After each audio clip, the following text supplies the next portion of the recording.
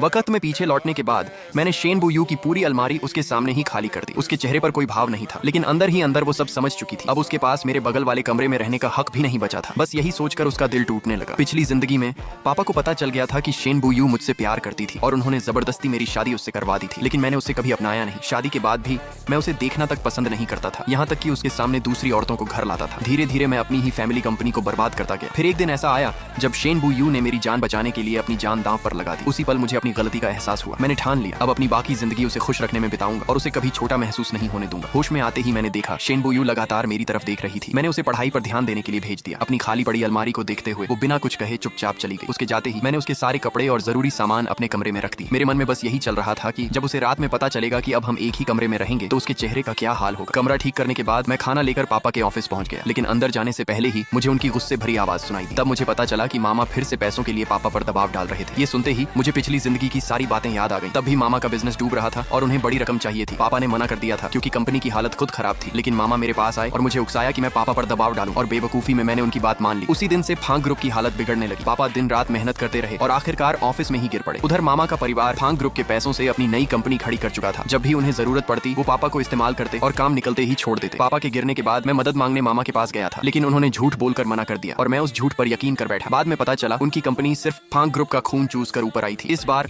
मैंने फैसला किया कि वही गलती दोबारा नहीं दोहराऊंगा। मामा के जाने के बाद मैं पापा के कमरे में गया, लेकिन इस बार मैंने तय कर लिया था कि अब किसी को भी पापा का फायदा नहीं उठाने दूंगा। आगे क्या मैं सच में सब कुछ बदल पाऊंगा? पार्ट 2 के लिए चैनल को सब्सक्राइब करो और कमेंट में एक वर्ड लिखो, रिवेंज।